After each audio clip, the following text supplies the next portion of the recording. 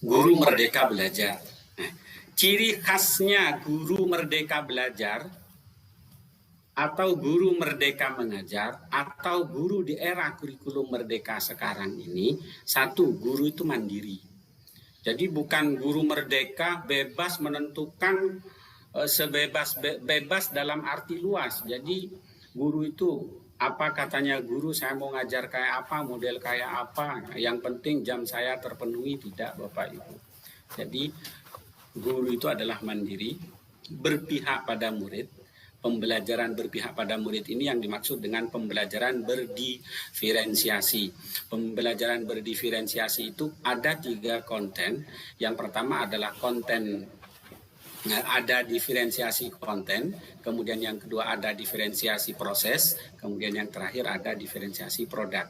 Manajemen pembelajaran. Jadi guru menjadi pemimpin pembelajaran. Murid pun juga menjadi pemimpin pembelajaran.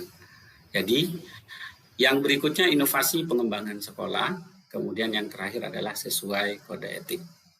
Lanjut. Ini adalah profil pelajar Pancasila yang dari awal oleh Pak Kabid dan Pak Kasih sudah dikupas tuntas tadi. Jadi ini profil pelajar Pancasila. Ini bahkan ada yang menyebut profil pelajar Indonesia. Memaknai pembelajaran paradigma baru, orientasi holistik, berbasis kompetensi, kontekstual, dan personalisasi. Lanjut, tadi sudah dibahas, karena materinya memang kesinambungan. Nah, Bapak Ibu, ini saya ingin mengenalkan contoh-contoh RPP sederhana, contoh, tapi bukan RPP baku. Karena untuk RPP baku itu kita harus mengikuti diklat, kita harus mengikuti kegiatan, kemudian sudah dipatenkan model RPP-nya oleh Bapak Ibu sendiri. Jadi yang dimaksud RPP Merdeka Belajar itu RPP yang disusun secara mandiri oleh Bapak Ibu, akan tetapi tetap berpedoman pada peraturan atau struktur RPP yang sudah ditetapkan oleh pemerintah. Kita untuk sementara ini dan sampai sekarang masih mengikuti RPP seperti surat edaran Menteri Pendidikan nomor 14 tahun 2019, yaitu RPP yang disederhanakan.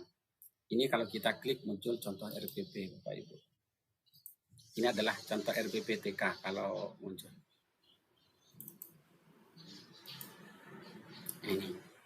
Ini Bapak Ibu.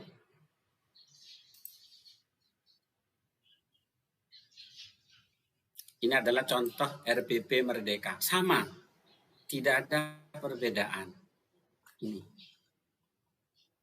Jadi ada tema itu, kemudian ada konten, kemudian ada kegiatan atau aktivitas, kemudian yang terakhir tetap masih ada asesmen. Ini adalah contoh-contoh RPP, dibikin mandiri oleh Bapak Ibu. Ini adalah RPP TK. Coba kita buka yang RPP kedua. Ini adalah RPP SD. Ini contoh saja Bapak Ibu, bukan RPP baku. Bapak Ibu bisa mengembangkan dan di mana Bapak Ibu bisa melihat nanti di akhir akan saya sampaikan. Ini adalah contoh RPP-nya. Jadi Bapak Ibu tidak usah bingung. Saya kayak RPP Merdeka Belajar itu kayak apa? RPP Kurikulum Merdeka itu kayak apa? RPP itu tetap disusun oleh Bapak Ibu secara mandiri. Ini Bapak Ibu SMP. Ini adalah RPP yang ada di SMP. Nah, saya ambil contoh RPP SMP 1 Konang. Nah, ini. Kemudian ada ciri khas yang muncul di RPP itu sendiri.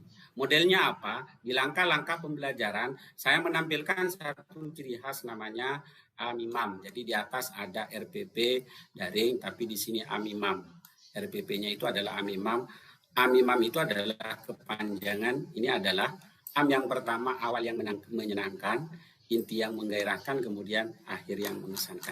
Ini contoh RPP Bapak Ibu. Jadi sudah saya buat contoh-contohnya. Kemudian ini adalah contoh RPP tingkat SMA. Nah ini Bapak Ibu. Beda kan? tampilannya beda, kayak nggak monoton seperti tadi. Jadi Bapak Ibu bisa berkreasi, bisa berinovasi di dalam membuat RPP. Ini salah satu contoh RPP Merdeka yang dibuat oleh teman guru SMK. Sama Bapak Ibu, kontennya sama. Cuman hanya ciri khas modelnya bahwa ini adalah RPP asli buatan Bapak Ibu, itu saja. Oke Bapak Ibu, lanjut saja karena kita dikejar waktu, jam 14.00 harus sudah selesai. Nah, RPP Merdeka disusun secara mandiri. Ini diantaranya Bapak Ibu. Jadi RPP Merdeka itu disusun secara mandiri. Ada judul, ada tema, sama saya kira Bapak Ibu ya. Capaian dan tujuan serta acuan atau alur tujuan. KIKD-nya seperti yang disampaikan Pak Risman tadi berubah istilah, isinya sama. Kalau kemarin itu adalah KIKD atau materi, KIKD sekarang sudah, atau KD atau KI sekarang sudah menjadi capaian atau tujuan atau acuan alur tujuan. Waktu sama saya kira waktunya. Tapi kalau waktunya ini, kalau kemarin adalah waktu sekian menit, tapi kalau ini adalah menggunakan jam sama. Moda ini istilahnya moda daring, moda luring, moda kombinasi, sama Bapak Ibu. Sarana prasarananya ya sama Bapak Ibu, menggunakan apa, sarana yang dipakai. Kalau belajarnya menonton video, berarti yang dipakai adalah LCD, kemudian laptop atau televisi, kemudian yang ada di ruang kelas. Kalau memang Bapak Ibu mengajak anak-anak belajarnya di luar kelas, kemudian apa acuan atau tema dari capaian tujuan belajar Bapak Ibu yang digunakan. Tergantung Bapak Ibu. Jadi Bapak Ibu yang bisa mengkreasi dan berinovasi secara mandiri.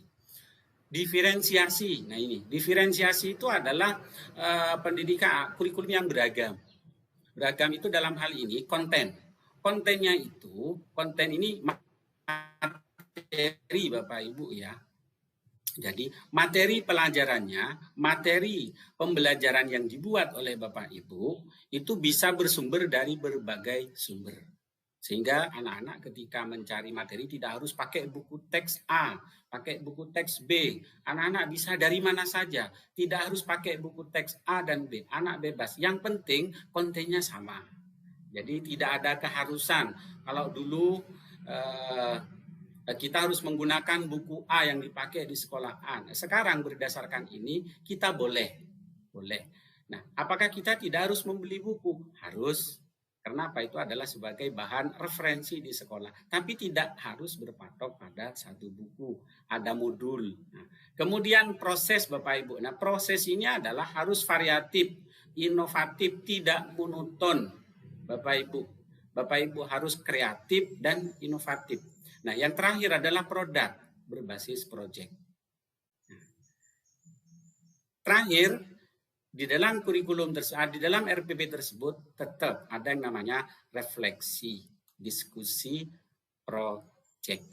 Jadi refleksi ini, diskusi, proyek ini di dalamnya ada evaluasi dan penilaian Bapak Ibu.